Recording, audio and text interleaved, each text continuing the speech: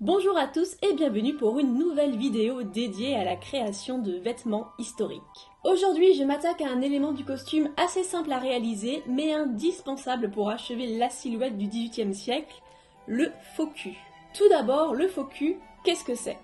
Alors, mis à part une personne hypocrite qui vient te voir quand ça l'arrange tout en te dénigrant quand tu as le dos tourné, un faux cul est une pièce de vêtement ressemblant à un coussin rembourré et que l'on porte au niveau des reins pour apporter du volume à la robe.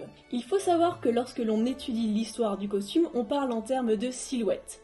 Elle change en fonction des époques et peut être achevée grâce à deux éléments indispensables. Le corset, qui va modeler le buste et soutenir la poitrine, et les diverses structures que l'on portait sous les jupes afin, le plus souvent, d'élargir les hanches et accentuer la finesse de la taille par contraste. On peut noter comme exemple le vertugadin à la Renaissance. D'abord de forme conique, il consistera par la suite à un bourrelet accroché au niveau des hanches, puis prendra plus tard la forme d'un tambour pour revenir ensuite à une forme de cône. Et oui, la mode est un éternel recommencement et c'était déjà le cas à la Renaissance. Au début du XVIIe siècle, les structures disparaissent pour laisser place à une superposition de jupons. La secrète, la friponne et la modeste. Si vous voulez plus de détails, je vous renvoie vers ma vidéo sur le costume sous le règne de Louis XIII. Par la suite, vers la fin du règne de Louis XIV, réapparaît un semblant de structure en toile rigide prenant le nom de criarde, pour ensuite voir l'apparition des paniers et du faux cul que nous allons réaliser aujourd'hui. Les paniers font leur apparition sous le règne de Louis XV. Ils étaient généralement portés avec la robe à la française, donc avec des vêtements d'apparat faits pour la cour. Le faux cul, quant à lui, peut être porté avec la robe à l'anglaise, à la polonaise,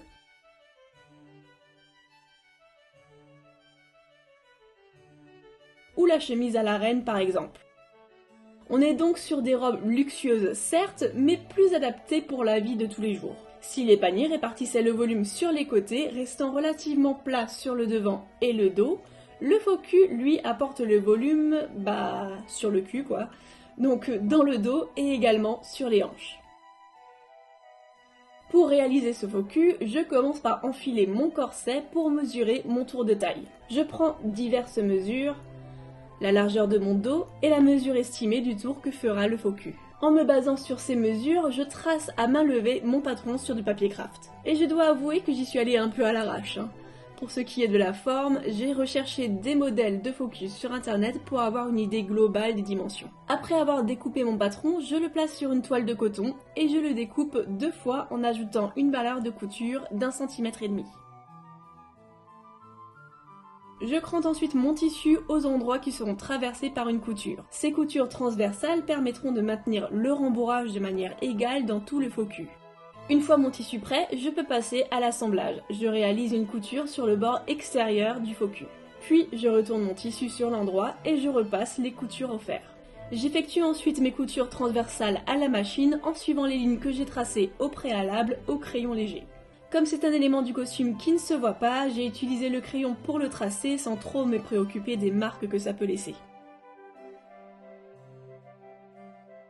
Mes coutures faites, je passe à la fixation des liens. J'ai utilisé les mêmes rubans de coton que pour mon jupon de dessous. Je glisse donc mes liens vers l'intérieur du faux cul et effectue une couture à 1 cm du bord.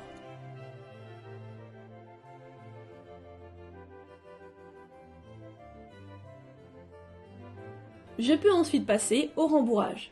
Alors pour donner du volume au faux cul, j'ai utilisé du garnissage pour coussins et oreillers en polyester.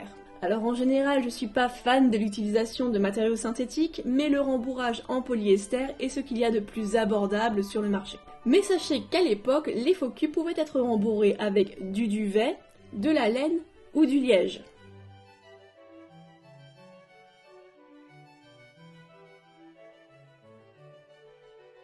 Mon faux cul est complètement rembourré, il ne me reste plus qu'à fermer l'ouverture à la main. Je rentre donc la valeur de couture vers l'intérieur, puis je la maintiens avec des épingles.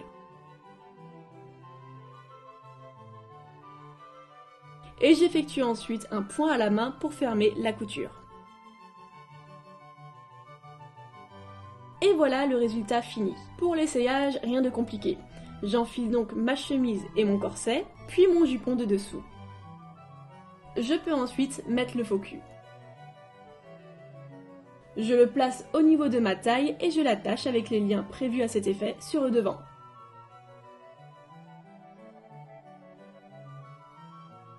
Vous pouvez voir que le faux cul que j'ai réalisé est assez volumineux.